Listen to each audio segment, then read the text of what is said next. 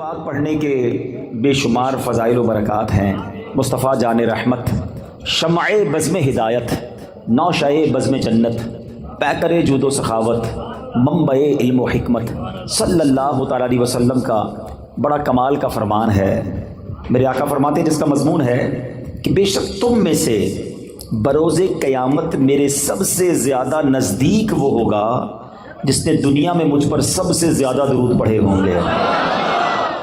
بظاہر تو یہ بڑی مختصر حدیث ہے، لیکن اس کے پیچھے جو انعام ہے، جو ریوارڈ ہے، اگر اس پر توجہ دیں تو سمجھ آئے گا کہ یہ کتنا بڑا انعام ہے۔ مجھے بتائیے نا، محشر کا دن یہ کتنا مشکل دن ہوگا۔ سورج سوا میل پر ہوگا، زمین تانبے کی ہوگی، پل صراط سے گزرنا ہوگا، نامہ اعمال کھلنے ہوں گے، اعمال تولے جائیں گے، کتنی ڈیفیکلٹیز، کتنی مشکلیں ہوں گی، مگر وہ کون ہوگا جو اس دن ان تمام مشکلوں میں بھی ہماری مدد فرمائیں گے؟ وہ کوئی اور نہیں ہے۔ بریلی کے تاجدار لکھتے ہیں نا کہ سنتے ہیں کہ محشر میں صرف ان کی رسائی ہے اور کوئی نہیں ہے ان کے سوا۔ سنتے ہیں کہ محشر میں صرف ان کی رسائی ہے، گر ان کی رسائی ہے لو جب تو بنائی ہے۔ اب ذرا غور کریں، جو لوگ حج پہ گئے ہیں وہ میری بات ذرا جلدی سمجھ جائیں گے۔ عرفات کے میدان میں کتنی پبلک ہوتی ہے؟ 25-30 لاکھ، 40 لاکھ۔ لیکن جو حج پر جاتے ہیں انہیں لگتا ہے کہ 25-30 لاکھ کہتے ہیں کس کو ہیں؟ وہ تواڑی پنجابی میں کہتے ہیں لگ پتا جاتا ہے کہ عوام کہتے کس کو ہیں۔ اتنی پبلک، جدھر دیکھو سر ہی سر، ادھر جو ایک بار بندہ کھو جائے دوبارہ نہیں مل سکتا۔ 25-30-40 لاکھ لوگوں کا یہ عالم ہے، تو محشر میں کتنے لوگ ہوں گے؟ 8 ارب کے قریب تو اس وقت دنیا میں بندے ہیں، ٹھیک ہے، 7 ارب 90 کروڑ کے قریب تو دنیا کی آبادی پہنچ گئی ہے، تھوڑے دنوں میں یہ 8 ارب ہو جانی ہے۔ 8 ارب ابھی ہیں۔ حضرت آدم علیہ السلام سے لے کر صبح قیامت تک جتنے لوگ اس دنیا میں آئیں گے سب اس میدان میں موجود ہوں گے۔ رش کتنا ہوگا، ہجوم کتنا ہوگا۔ اچھا، اس میں جتنے مسلمان ہیں سب چاہتے ہیں کہ نبی پاک کے قریب ہو جائیں۔ ابھی اس ہال میں 1000-1500 شاید لوگ ہوں گے، کافی لوگ چاہ رہے ہیں آگے آنا، سب شاید مجھ سے مل بھی نہ پائیں۔ ایک بندے سے 1000 آدمی ملنے کی کوشش کرے تو مشکل ہو جاتی ہے۔ اربوں خربوں لوگ اگر نبی پاک کے قریب ہونا چاہیں تو کیسے ہو سکے گے؟ اس کا مطلب قریب وہی ہو سکے گا جس کو آقا بلائیں گے۔ اب کس کو بلایا ہے سوچ لو۔ آقا فرماتے تم میں سے میرے قریب وہ ہوگا جس نے دنیا میں زیادہ درود پڑھے ہوں گے۔ اب درود پڑھنا تو قیامت کے دن نبی پاک کے قرب کا ذریعہ ہو گیا۔ اتنے رش کے اندر میں کیسے قریب پہنچوں گا؟ اللہ اکبر۔ اور جب قریب پہنچ گئے نا تو پتہ پھر مسئلہ کیا ہونا ہے، آسانی کیسے ہو جائے گی۔ بہت پیاس لگے گی، سنا ہے محشر کے دن، مگر اعلیٰ حضرت کہتے ہیں ٹھنڈا ٹھنڈا میٹھا میٹھا پیتے ہم ہیں پلاتے یہ، اپنی بنی ہم آپ بگاڑے کون بنائے بناتے یہ ہیں۔ ارے جب باپ بھی نہیں پوچھے گا، وہ باپ جو آج بچوں کے لیے ڈبل ڈیوٹی کرتا ہے، مگر قیامت کے دن ایسے نفسا نفسی کا عالم ہوگا کہ نہ باپ پوچھے گا نہ ماں کام آئے گی۔ سنو میرے آقا اس دن کیا کریں گے؟ ماں جب اکلوتے کو چھوڑے آ آ کہہ کے بلاتے یہ ہیں۔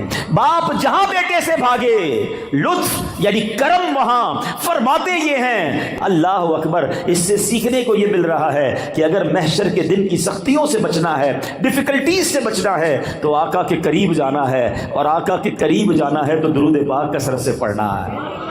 تو آج سارے اسلامی بھائی نیت کریں۔ اتنا سارا ٹائم ہم موبائل فون کے ساتھ گزارتے ہیں، گھنٹوں گزر جاتے ہیں سوشل میڈیا پر فالتو میں، لیکن درود نہیں پڑھتے، ذکر نہیں کرتے، تلاوت نہیں کرتے۔ یہ زندگی بیکار نہ گزاریے، پلیز اپنی زندگی کو قیمتی سمجھیے۔ ایک ایک سانس یہ اللہ کی نعمت ہے، جتنا ہو سکے عبادت میں، ذکر و درود میں، نیکی کے کاموں میں صرف کریں۔ آئیے مل کر محبت کے ساتھ بآواز بلند درود پاک پڑھ لیں۔ صلو علی الحبیب صلی اللہ تعالی علی محمد صلی اللہ علیہ وسلم۔ آج میں مختصراً ایک ایسا واقعہ آپ کو میں نے سنانا ہے کہ جو قرآنی واقعہ ہے، اللہ کے نبی کا واقعہ ہے۔ اس واقعے کو سنانے کے میرے 2 مقصد ہیں۔ ایک تو قرآن کا واقعہ سنیں گے، اس واقعے میں جو میسج ہے وہ ہم لینے کی کوشش کریں گے، اور دوسرا مقصد یہ ہے کہ یہ واقعات ہمیں پتہ ہونے چاہیے تھے۔ اللہ کے کلام میں یہ واقعات موجود ہیں، مگر بہت بڑی تعداد ہے جو قرآن سے دور زندگی گزار رہی ہے۔ ہمیں شاید دنیا کی بہت ساری معلومات ہے، لیکن مسلمان ہونے کے باوجود قرآن کے بارے میں معلومات نہیں ہوتی۔ نہ قرآن پورا تجوید سے پڑھا ہوتا ہے، نہ ترجمہ پڑھا ہوتا ہے، نہ تفسیر پڑھی ہوتی ہے۔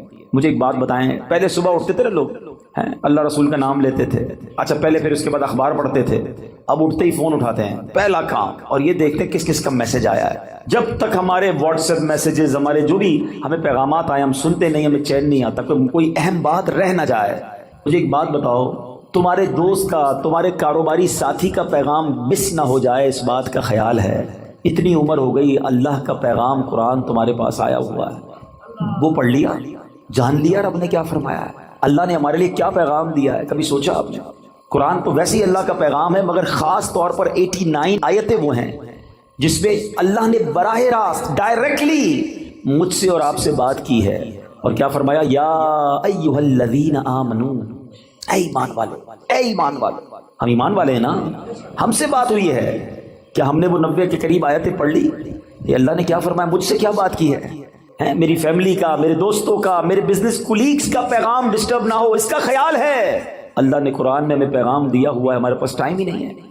مرنے کے بعد کیا ہم یہ جواب دے سکیں گے کہ یا اللہ ٹائم نہیں تھا اس لیے قرآن نہیں پڑھ سکا؟ خدا را قرآن سے دور نہ رہیں، پڑھیں قرآن کو، اتنا کچھ موجود ہے۔ اور حدیث پاک کا مضمون ہے وہ دل ویران ہے جس میں کچھ قرآن نہیں ہے۔ سوچو کہ ہمارے دل میں کتنا قرآن ہے، ہم کتنا قرآن پڑھتے ہیں۔ اب میں قرآن کا واقعہ سناتا ہوں۔ ایک مقصد یہ ہے کہ قرآن سے محبت بڑھے، قرآن پڑھنے کا ذہن بنے۔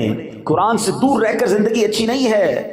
یہ قرآن، وہ دیکھیں نا، ہمارے موبائل میں بہت سارے سافٹ ویئرز ہوتے ہیں اور روز کئی بار کھولتے ہیں، مگر جس دن میں اور آپ قبر میں جائیں گے نا، ہمارے سارے سافٹ ویئر آف لائن ہو جائیں گے۔ بلکہ کچھ دوست کہیں گے یار کئی دن ہو گئے آن لائن نہیں ہوا، اور بعد میں پتہ چلے گا یہ بندہ تو خود ہی آف لائن ہو گیا ہے، خود ہی دنیا سے چلا گیا ہے۔ اس کا مطلب یہ ہوا کہ قبر میں جا کر سارے سافٹ ویئر آف لائن ہو جائیں گے، مگر جس نے قرآن کو تھاما ہوگا یہ قبر میں بھی آن لائن رہے گا، یہ قبر میں بھی تمہارے ساتھ جائے گا، قبر کا نور بنے گا۔ تو کیوں نہ روز کچھ نہ کچھ قرآن پڑھا جائے۔ تو آئیے نیت کر لیں، پہلی نیت تو یہ کر لیں کہ ہم روز کچھ نہ کچھ قرآن پڑھیں گے انشاءاللہ، اس کو سمجھنے کی بھی کوشش کریں گے۔ ہے نا دعوت اسلامی آپ کے پاس، بچوں کے مدرسے الگ تو بڑوں کے مدرسے الگ، آن لائن مدرسہ الگ، آپ پڑھنے والے تو بنے، ہر جگہ آپ کو فیسلٹی دعوت اسلامی دے رہی ہے کہ کسی طرح قرآن پڑھ لیں اور اسے سیکھ لیں۔ اور اب آتے ہیں بڑے ہی عجیب و غریب واقعے کی طرف، اور یہ واقعہ ہے حضرت یونس علیہ السلام کا۔ شہر تھا نینوا، جس کی ہدایت کے لیے آپ کو بھیجا گیا۔ آپ نے اپنی قوم کو اللہ کی طرف بلایا، وہ لوگ شرک کرتے تھے، وہ اللہ پر ایمان نہیں لاتے، بت پرستی کرتے تھے۔ آپ نے بہت ان کو سمجھایا، اللہ کی طرف بلایا، وہ قوم ہدایت نہیں پاتی تھی، ایمان لانے سے انکار کر دیا، الٹا آپ کے سامنے سرکشی کرتے تھے۔ تو آخرکار آپ نے کہا کہ اے لوگو، اب اگر تم ایمان نہیں لا رہے تو سنو، میں تمہیں عذاب کے بارے میں بتا رہا ہوں، اب تم پر عذاب آئے گا، اور میں کوئی بات جھوٹی نہیں کرتا۔ اب قوم کے لوگوں نے مشورہ کیا کہ یہ بات تو کبھی جھوٹی کرتے نہیں ہیں، اب ان پر نظر رکھو، اگر تو یہ راتوں رات ہمارے شہر سے چلے جائیں نا تو سمجھ لو عذاب آنے والا ہے، کیونکہ اگر یہ اللہ کے نبی ہیں تو جس شہر میں اللہ کے نبی ہوتے ہیں وہاں عذاب نہیں آتا۔ وہ قوم بت پرست بھی تھی مگر یہ بات بھی مانتی تھی۔ آپ پر فوکس کیا، آپ پر نظر رکھی، اور دیکھا کہ رات آپ شہر سے باہر تشریف لے گئے، صبح ہوئی تو عذاب کی بدلیاں، یعنی عجیب و غریب قسم کے بادل آنا شروع ہو گئے۔ قوم سمجھ گئی کہ اب عذاب آنے والا ہے، حضرت یونس کو ڈھونڈو۔ انہوں نے تلاش کیا، حضرت یونس پورے شہر میں نہیں ملے۔ اب قوم نے سمجھ لیا کہ عذاب آنے والا ہے۔ اب اس قوم نے کیا کیا کہ وہ ڈر گئے، کانپ گئے، اپنے بچوں کو لیا، عورتوں کو لیا، مویشیوں کو لیا، اور پھٹے پرانے کپڑے پہنے اور جنگل میں نکل گئے، اور رو رو کر اللہ کی بارگاہ میں توبہ کرنے لگے۔ حضرت یونس علیہ السلام پر قرار اور ایمان لانے کی نیتیں کرنے لگے۔ شوہر بیوی سے الگ ہو گیا، مائیں بچوں سے الگ ہو گئیں، سب کے سب استغفار شروع کر دیا، گر گڑا کر رونے لگے۔ عذاب کے بادل آ چکے تھے مگر یہ روتے رہے، گر گڑاتے رہے۔ جو مظالم آپس میں انہوں نے کیے تھے، ایک دوسرے سے معافیاں مانگنے لگے، کسی کی حق تلفی کی تھی اس کا حق واپس لوٹا دیا۔ سچی توبہ کر کے کہتے ہیں یا اللہ، ہم حضرت یونس کے رب پر ایمان لائے، وعدہ کرتے ہیں ہمیں معاف فرما دے۔ اللہ کریم کو ان لوگوں کی اس گریہ وزاری پر، مخلصانہ گریہ وزاری پر، بے قراری پر رحم آیا اور عذاب اٹھا لیا گیا۔ دھواں اور عذاب کی بدلیاں جو تھیں، وہ بادل عجیب و غریب وہ دفع کر دیے گئے۔ شہر میں لوگ آئے اور امن و چین کے ساتھ رہنے لگے۔ اللہ کریم قرآن مجید میں اس کے بارے میں کیا ارشاد فرماتا ہے؟ قرآن کی پوری سورت کا نام سورہ یونس ہے، یہ پورا واقعہ اس میں موجود ہے۔ اللہ سورہ یونس میں ارشاد فرماتا ہے تو ہوئی ہوتی نہ کوئی بستی کہ ایمان لاتی تو اس کا ایمان کام آتا۔ ہاں یونس کی قوم جب ایمان لائے ہم نے ان سے رسوائی کا عذاب دنیا کی زندگی میں ہٹا دیا اور ایک وقت تک انہیں برتنے دیا۔ یاد رہے کہ اللہ کی قدرت کا ایک اصول ہے کہ جب قوم پر عذاب آ جاتا ہے تو عذاب آنے کے بعد توبہ مفید نہیں رہتی، توبہ قبول نہیں کی جاتی، مگر یونس علیہ السلام کی قوم پر یہ احسان ہوا کہ عذاب کی بدلیاں آ چکی تھیں، مگر جب وہ ایمان لائے تو ان سے عذاب کو اٹھا لیا گیا۔ ماجرا یہ ہوا، اللہ کے نبی تھے، آپ کو بتا دیا گیا تھا کہ عذاب آنا ہے، آپ نے اپنی قوم کو بتایا کہ عذاب آنے والا ہے، خود چلے گئے تھے۔ آپ جب واپس آئے تو دیکھا قوم چین سے رہ رہی ہے، کوئی عذاب نہیں آیا، تو لوگوں نے کہا کہ حضور آپ اپنی قوم میں تشریف لے جائیں۔ فرمایا میں کیسے جاؤں؟ اب میں قوم میں جاؤں گا یہ لوگ تو مجھے جھوٹا سمجھیں گے اور مجھے قتل کر دیں گے، میں تو ان کو کہہ کر آیا تھا عذاب آئے گا۔ آپ اپنی قوم کی طرف جانے کی بجائے آپ اس قوم سے دور سمندر کی طرف چلے گئے، کشتی میں بیٹھے۔ جب وہ کشتی آگے جاتی ہے تو بیچ سمندر میں جا کر وہ کشتی رک گئی۔ اس زمانے کے لوگوں کا یہ ماننا تھا کہ بیچ میں کشتی جب ہی رکتی ہے جب کوئی بھاگا ہوا غلام کشتی میں بیٹھا ہو۔ تو لوگوں نے کہا ایسا کرتے ہیں، قرآن دازی کرتے ہیں اور دیکھتے ہیں کہ کون ہے جس کی وجہ سے یہ کشتی رکی ہے۔ اب جب قرآن دازی کی گئی تو حضرت یونس کا ہی نام نکل آیا۔ اس قوم نے حضرت یونس کو ہی کشتی سے اتار کر پانی میں ڈال دیا، ڈبو دیا پانی میں۔ ایک طرف قوم بچھڑ گئی، ایک اور آزمائش کہ اب آپ پانی میں ڈبو دیے گئے بیچ سمندر کے اندر۔ اور اللہ کا حکم دیکھیں، اللہ کی کرنی دیکھیں کہ ایک بڑی سی مچھلی آئی اور حضرت یونس کو نگل گئی۔ اب آپ مچھلی کے پیٹ میں ہیں، ابھی زندہ ہیں، ایک کال کوٹڑی ہے، نظر کچھ نہیں آ رہا۔ اب حضرت یونس نے اس مچھلی کے پیٹ میں کیا پڑھنا شروع کیا؟ لا الہ الا انت سبحانک انی کنت من الظالمین۔ یہ قرآن میں موجود ہے آیت، اس کو آیت کریمہ کہتے ہیں۔ آپ یہ دعا کرتے رہے کہ اے اللہ تیرے سوا کوئی جس کی شان بیان کی جائے، تیرے سوا کوئی نہیں جس کی پاکی بیان کی جائے، اور اے اللہ میں ظالموں میں سے ہوں۔ اپنی عاجزی کا اظہار کیا، اپنی انکساری کا اظہار کیا، اللہ سے مدد مانگتے رہے۔ اس کی برکت سے اللہ پاک نے آپ کو اس مچھلی سے کیسے نجات دی کہ آپ اس مچھلی نے آ کر آپ کو کنارے پر آ کے اگل دیا، لیکن آپ بالکل کمزور ہو گئے تھے، آپ کی جلد بھی بڑی نرم ہو گئی تھی، کئی دن مچھلی کے پیٹ میں رہے تھے۔ اب اللہ کی قدرت کا ایک اور نظارہ یہ ہوا کہ اس ساحل کے کنارے جو ہے ایک بیل اگتی ہے اور آپ اس کے سائے میں آرام کرتے ہیں، اسی سے کچھ کھانا پینا بھی آپ کو ملتا ہے، آپ میں توانائی آ جاتی ہے، اور اب آپ اپنی قوم کی طرف جب جاتے ہیں تو قوم انتہائی محبت اور احترام کے ساتھ آپ کو ویلکم بھی کرتی ہے اور ایمان بھی لے آتے ہیں۔ یہ واقعہ میں نے بڑے مختصر انداز میں آپ کو سنا دیا۔ سورہ یونس کی تفسیر پڑھیں تو اندازہ ہوگا کہ اللہ کی قدرت کے کیسے کیسے نظارے قرآن میں موجود ہیں۔ عقل حیران ہو جاتی ہے کہ مچھلی کے پیٹ میں حضرت یونس علیہ السلام کیسے زندہ رہے۔ اللہ اکبر۔ تو اے میرے میٹھے اسلامی بھائیوں، اب اس واقعے سے ہمیں بہت کچھ سیکھنے کو ملتا ہے۔ ہمیں یہ سوچنا چاہیے کہ مچھلی کے پیٹ میں آپ کتنا ٹائم رہے۔ ایک روایت کے مطابق آپ کئی دن مچھلی کے پیٹ میں رہے، مگر اللہ پاک کی شان دیکھیں کہ رب نے بچانا تھا تو مچھلی کے پیٹ میں بھی بچائے رکھا ہے۔ زندہ رکھنا ہو کہتے ہیں جسے اللہ رکھے اسے کون چکھے۔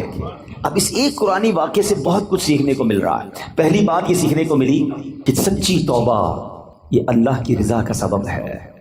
کتنے گناہ کیوں نہ ہو جائیں، کتنی خطائیں کیوں نہ ہو جائیں، اس کی بارگاہ میں اگر گڑ گڑایا جائے تو وہ خاص کرم فرماتا ہے، وہ آتے عذاب ڈال دیتا ہے، وہ رحمت کی برکھا برساتا ہے۔ مگر پرابلم یہ ہے کہ آج ہم اللہ کی بارگاہ میں سر نہیں جھکاتے، اس سے سچی توبہ نہیں کرتے، اس سے دوستی نہیں کرتے۔ گناہ ہو گئے نا، مگر وہ کریم ہے، وہ رحیم ہے، اس سے مانگ لے معافی، مگر سچی معافی مانگے۔ یہ توبہ نہیں ہے کہ یا اللہ میری توبہ، یا اللہ میری توبہ، اور پھر دوسرے گناہوں کے پلان باقی ہیں۔ نہیں، سچی توبہ کہ اب نہیں کروں گا۔ جتنے گناہ ہیں وہ کریم کرم فرمائے تو ایک باری میں معاف فرما دیتا ہے۔ کیا خوبصورت شعر پنجابی شاعر کہتا ہے نا، کتنا کریم ہے میرا مالک۔ ایک گناہ میرے ماپیوں ویکھے مینوں عمری منہ نہ لاوے، ایک گناہ میرا ماپیوں ویکھے مینوں عمری منہ نہ لاوے، لکھ گناہ میرا مالک ویکھے او پھر بھی پردے پاوے۔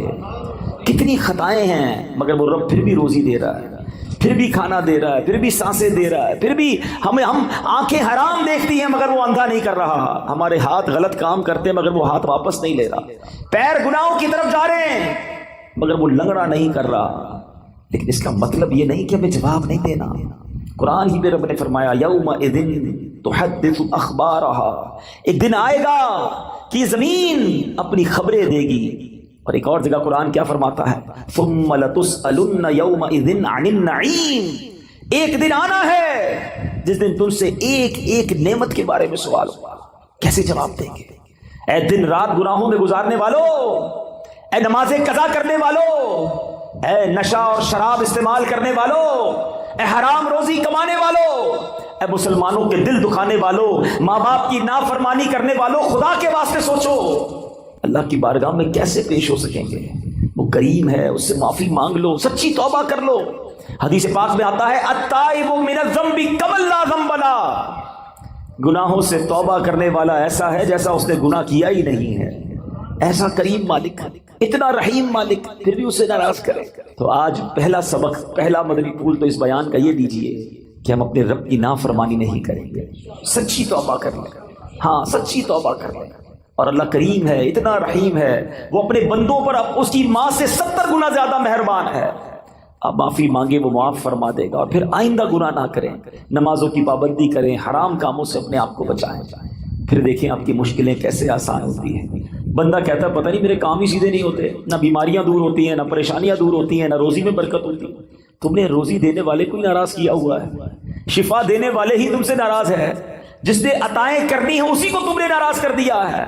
ارے اس کی رضا والے کام تو کرو، پھر دیکھو وہ کیسے رحمت کے دروازے کھولتا ہے۔ اب آتے ہیں اس واقعے کے دوسرے پہلو کی طرف کہ اللہ والے آزمائے جاتے ہیں، اللہ کے نیک بندوں پر امتحان آتا ہے، مگر وہ اللہ پر بھروسہ رکھتے ہیں۔ مچھلی کے پیٹ سے بھی زندہ واپس آ گئے حضرت یونس علیہ السلام۔ تو اگر آپ بھی کسی مشکل میں نا، پریشانی میں ہے، تو ہمت نہ ہاریں، اللہ پر بھروسہ رکھیں۔ پرابلم یہ کہ ہمارا رب پر بھروسہ ہی ختم ہو گیا، سب پر بھروسہ ہے، رب پر بھروسہ نہیں ہے۔ باقی دنیا والوں کی بات مانتے ہیں، یار فلاں منسٹر تو فلاں پیسے والا، فلاں عہدے دار رابطے میں ہوگا تو مسئلہ حل ہو جائے گا۔ نہیں میرے پیچھے اسلامی بھائیوں، جس کے ساتھ رب کی رحمت ہوگی اس کے سارے مسئلے حل ہو جانے ہیں۔ ان اللہ مع الصابرین، اللہ قرآن میں فرماتا ہے اللہ صبر والوں کے ساتھ ہے۔ تو صبر کر لو، اللہ کی رحمت ساتھ ہو جانی ہے نا، تو اللہ پر بھروسہ کریں۔ پرابلم یہ ہے کہ آج اللہ پر بھروسہ نہیں رہا۔ بعض اوقات تو ایسے جملے لوگ کہہ دیتے ہیں کہ وہ کفریہ کلمات کی طرف چلے جاتے ہیں۔ یقین جانیں اللہ کریم ہے، وہ رحیم ہے، وہ واقعی ہمارے لیے بہترین فیصلہ کرنے والا ہے، لیکن ہم بعض اوقات اس معاملے میں غلطی کر جاتے ہیں۔ ایسا نہ کریں۔ بزرگان دین اپنے بچوں کو توکل کا درس کیسے دیتے تھے؟ ایک بزرگ کے بارے میں آتا ہے، ان کا نام ہے احمد بن حرب رحمۃ اللہ تعالی علیہ۔ آپ نے ایک بار اپنے بچے کو یہ ٹریننگ دی کہ بیٹا جب بھی کھانا کھانا ہونا تو یہ گھر میں بڑی سی محراب ہے، ادھر جا کر دعا کرنا کہ یا اللہ مجھے کھانا دے دے، تمہیں روز یہاں سے کھانا مل جائے گا۔ اور اپنی زوجہ سے کہا کہ ایسا کرو کہ روزانہ بچہ جب دعا کرے تو محراب میں پیچھے سے کھانا رکھ دینا، تاکہ بچے کی بچپن سے ٹریننگ ہو کہ اللہ سے مانگنا ہے، اللہ پر بھروسہ رکھنا ہے، روزی دینے والے جو ہے وہ رب ہے۔ ایسے ہی ہونے لگا، وہ بچہ دعا کرتا، ان کی زوجہ کھانا رکھ دیتی، وہ بچہ کھانا کھا لیتا۔ ایک دن کیا ہوا کہ ان کی زوجہ کہیں کام میں مصروف ہو گئی اور لیٹ ہو گئی، کھانے کا وقت ہو گیا، دوڑتی بھی گئی، دیکھا بچہ اس محراب کے پاس بیٹھا اور کھانا کھا رہا ہے۔ کہا بیٹے کھانا کہاں سے آیا ہے؟ کہا جہاں سے روز آتا ہے، اللہ روز دیتا ہے، آج بھی اللہ نے دیا ہے۔ اب وہ واپس آئیں اپنے شوہر کے پاس کہ حضور یہ تو کمال ہو گیا، میں نے تو کھانا نہیں رکھا۔ حضرت احمد بن حرب رحمۃ اللہ تعالیٰ فرماتے مجھے اسی دن کا انتظار تھا، اب تمہیں کھانا نہیں دینا، اب اللہ کی رحمت سے اسے خود ہی ملتا چلا جائے گا۔ یہ وہ لیول آف توکل ہے جو ہمارے بزرگوں میں ہوا کرتا تھا۔ حضرت ابراہیم علیہ السلام کو جب آگ میں ڈالا جا رہا تھا، یہ بھی قرآنی واقعہ، قرآن پڑھے تو پتہ چلے نا، حضرت ابراہیم کو جب آگ میں ڈالا جا رہا تھا، حالانکہ معلوم ہے کہ اتنی بڑی آگ ہے جو کبھی جلائی نہیں گئی ہے، آسمان تک شعلے ہیں۔ جبریل امین آتے کہتے حضور آپ حکم کریں، ابھی میں بارش کا فرشتے کو کہتا ہوں پانی برسائے گا، آگ بجھ جانی ہے۔ فرمایا نہیں، میرا رب دیکھ رہا ہے، اگر وہ چاہے گا تو بچا لے گا، اور اس کی اگر رضا اس میں ہے کہ میں آگ میں چلا جاؤں تو میں راضی ہوں۔ ہاں وہ پنجابی شاعر کہتے ہیں نا، جے سونا میرے دکھ وچ راضی، میں سکھنوں چلے پاواں۔ یہ لیول آف توکل تھا نا۔ اچھا پھر جب آپ کو آگ میں پھینک دیا گیا تو پھر جبریل امین آئے، کہا ٹھیک ہے آپ ہم سے مدد نہیں مانگ رہے، اللہ سے تو مانگ لیں، اللہ کو تو پکار لیں۔ فرمایا مالک دیکھ رہا ہے، اگر اس کی رضا ہوئی تو اس نے بچا لینا ہے۔ اور ایسا ہی ہوا کہ جب حکم الہی ہوتا ہے تو وہ آگ جس میں آپ ایک روایت کے مطابق 40 دن رہتے ہیں، آپ کا بال بھی بیکا نہیں ہوتا ہے۔ شاعر مشرق ایسے ہی تو نہیں کہتے نا، آج بھی ہو ابراہیم سا ایمان پیدا۔ اصل مسئلہ یہ ہے ہمارا وہ ایمان کا لیول بہت ڈاؤن ہو گیا، اللہ پر وہ بھروسہ ہی نہیں رہا۔ اگر آج بھی ہو ابراہیم سا ایمان پیدا، آگ کر سکتی ہے انداز گلستان پیدا۔ آج بھی آگ باغ بن جائے گی، لیکن وہ لیول آف یقین، اللہ پر بھروسہ ہی نہیں ہے۔ ہم دعا بھی کرتے تو یہ سوچ کر پتہ نہیں پوری ہوگی کہ نہیں ہوگی، پھر کدھر سے پوری ہوگی؟ بھروسہ کرو اپنے مالک پر، وہ سب سے بڑا کارساز ہے، وہ عطا فرمانے والا ہے، اس نے وعدہ کیا ہے ادعونی استجب لکم، مجھ سے مانگو میں تمہیں عطا کروں گا۔ سب سے مانگتے ہیں، رب سے نہیں مانگتے۔ سب پر بھروسہ ہے، رب پر بھروسہ نہیں۔ حضرت یونس کو مچھلی کے پیٹ میں بھی بھروسہ تھا، کہتے ہیں اللہ مجھ سے غلطی ہو گئی، تیرے سوا کوئی اور نہیں باقی بیان کرنے کے لائق، لا الہ الا انت سبحانک انی کنت من الظالمین۔ اللہ نے مچھلی کے پیٹ سے رہائی عطا فرما دی۔ تم تھوڑی مشکل میں شکوے کرتے ہو، تھوڑی پریشانی میں شکوہ شکایت کرنے لگ جاتے ہیں۔ نہیں میرے پیچھے اسلامی بھائی، اور ایک یہ حضرت ابراہیم کے واقعے سے ایک اور بات بھی سیکھنے کو ملتی ہے، ہر بات جو ہے نا وہ دماغ سے نہیں فیصلہ کیا جاتا۔ ہاں کچھ لوگ کیلکولیٹر پہ چل رہے ہوتے ہیں، یار زکوٰۃ دیں گے تو پیسے کم ہو جائیں گے، اور صدقہ دیں گے تو اور کم ہو جائیں گے۔ ہر چیز حساب کتاب اور دماغ سے نہیں ہوتی ہے، کچھ فیصلے دل سے بھی کیا کرو۔ عقل والوں کے نصیبوں میں کہاں ذوق جنوں، ہاں عقل والوں کے نصیبوں میں کہاں ذوق جنوں، عشق والے ہیں جو ہر چیز لٹا دیتے ہیں۔ یہ جو چھلانگ لگائی گئی تھی نا آگ میں، قرآنی جو واقعہ حضرت ابراہیم نے، یہ فیصلہ کیسے ہوا؟ کیا خوبصورت بات شاعر لکھتے ہیں، فرماتے ہیں بے خطر کود پڑا آتش نمرود میں عشق۔ عشق نے چھلانگ لگائی تھی، دماغ اور عقل کا کام نہیں تھا ادھر۔ عقل تو کہتی تھی جل کے راکھ ہو جاؤ گے، مگر عشق کے فیصلے نرالے ہوتے ہیں۔ بے خطر کود پڑا آتش نمرود میں عشق، عقل تھی محو تماشائے لبے بام ابھی۔ عقل تو ادھر ہی سوچ رہی تھی، عشق نے اپنا کام کر دیا۔ اللہ کرے وہ ایسا عشق رب سے نصیب ہو جائے، ایسا توکل نصیب ہو جائے، جب راہ خدا میں خرچ کرنے کی باری آئے تو عقل کہتی نہیں خرچ کرو کم ہو جائیں گے، عشق کہتا ہے جس نے دیا ہے وہ اور عطا فرمائے گا۔ اس کے نبی کا وعدہ ہے، خدا کی قسم کھا کر میرے آقا فرماتے ہیں اللہ کی راہ میں خرچ کرنے سے مال کم نہیں ہوتا، میرے آقا نے فرمایا یقیناً کم نہیں ہوتا ہے۔ یہ وہ لیول ہے اللہ اور اس کے رسول سے محبت کا جو ہمیں سیکھنا، اور یہ قرآن سکھا رہا ہے۔ اللہ پر بھروسہ کیجئے، آپ جتنی بھی بڑی مشکل میں ہیں۔ اگر میرا کوئی بھائی یہاں بیٹھا ہے، بیمار بیٹھا ہے، قرض دار بیٹھا ہے، بے روزگار بیٹھا ہے، بے اولاد بیٹھا ہے، ٹینشن میں ہے، اور اس کو لگتا ہے کہ یار اب تو ایسا پھنسا ہوں کہ یہاں سے نکل نہیں سکوں گا۔ اچھا زندگی میں کبھی کبھی ایسا موڑ آتا ہے، ٹھیک ہے، کہ بندہ ایک لیول پر آ کر کہتا ہے یار اتنا قرضہ ہو گیا یہ تو میں دے ہی نہیں سکوں گا، اتنی بڑی پرابلم آ گئی، ایسی بیماری، ایسی ڈیفیکلٹی، اتنی مشکل، میں یہاں سے نہیں نکل سکوں گا، میری زندگی ختم۔ اس کو لگتا ہے آگے دیوار ہے، اور یہ وہ لیول ہوتا ہے کہ جس کے پاس یہاں جا کر توکل نہیں ہوتا نا تو دو پرابلم ہو جاتے ہیں، یا تو بندہ ڈپریشن کا شکار ہوتا ہے یا پھر خودکشی کرتا ہے۔ ایسی خودکشی نہیں کرتے لوگ، ان کو لگتا ہے ختم اب کچھ نہیں ہو سکتا۔ یہی وہ بے وقوفی ہے، یہی وہ اللہ پر بھروسے کی کمی ہے۔ میں آپ کو ایک ایگزامپل دیتا ہوں، میں نے کئی بیانات میں ایگزامپل دی ہے۔ آپ کے گھر میں چونٹیاں آپ نے دیکھی ہوں گی نا، چونٹیاں جا رہی ہیں لائن لگا کر، اور آگے آپ ان چونٹیوں کی لائن جو جا رہی ہے اس کے آگے ایک سیب رکھ دیں، چونٹیاں کیا کریں گی؟ رک جائیں گی، کیونکہ ان کے لیے تو وہ سیب ایک پہاڑ ہے نا۔ کیا چونٹیاں سیب ہٹا لیں گی؟ نہیں ہٹا سکیں گے، ان کے لیے تو بہت ہیوی چیز ہو گئی نا، بہت بڑی چیز ہو گئی۔ چونٹیاں رک جائیں گی، یا تو راستہ بدل لیں گی یا واپس چلی جائیں گی۔ اب آپ اس سیب کو اٹھا لیں تو کیا ہوا؟ راستہ کلیئر ہو گیا نا۔ آپ کے لیے کیا تھا؟ یہ جواب تو دو۔ چونٹی کے لیے کیا تھا؟ پہاڑ۔ آپ کے لیے کیا تھا؟ سیب۔ آپ نے سیب اٹھایا جیب میں رکھ لیا، چونٹی کا راستہ کلیئر ہو گیا۔ میری بات ذرا تسلی سے سننا، جو مشکل تمہارے سامنے ہے نا اس وقت، وہ تمہارے لیے پہاڑ ہے، میرے رب کے لیے کچھ نہیں ہے۔ ان اللہ علی کل شیء قدیر، وہ قادر ہے، وہ کن فرمائے فیکون ہو جاتا ہے۔ ارے میری عقل تھوڑی، میرا دل چھوٹا، میرے حوصلے تھوڑے، مجھے لگ رہا ہے پھنس گیا، مجھے لگتا ہے مر گیا، مجھے لگتا ہے نہیں نکل سکوں گا۔ ارے مانگو نا اس سے مدد جو قادر ہے، جو خالق ہے، جو مالک ہے۔ وہ تو حکم فرمائے تو چیزیں بہتر ہو جاتی ہیں۔ ہم نے دیکھا ہے ڈاکٹر کہتے ہیں کینسر کے اس سٹیج پر ہے کہ یہ نہیں بچ سکے گا، 15 دن رہ گئے، اور جب اللہ نے صحت دیتی ہے تو ڈاکٹر حیران ہوتے کون سی رپورٹ تھی پہلے والی، یہ تو بندہ بالکل کلیئر ہو گیا ہے۔ اللہ اپنی قدرت کے نظارے اب بھی دکھاتا ہے، بھروسہ چاہیے۔ کیا خوبصورت دین ہے ہمارا۔ ہم نے اپنے بچے کو دین کی طرف نہیں لگایا، اگر ہم بچے کو دین کی طرف لگا دیتے، دین اس کو ہماری خدمت کی طرف لگا دیتا۔ ہم بچے کو قرآن و حدیث سکھاتے، قرآن و حدیث اس کو ہماری خدمت سکھا دیتے۔ ہم آج یہ جو تکلیف اٹھا رہے ہیں اس کی ایک وجہ یہ بھی ہے کہ بچہ ہم نے دین سے دور کر دیا۔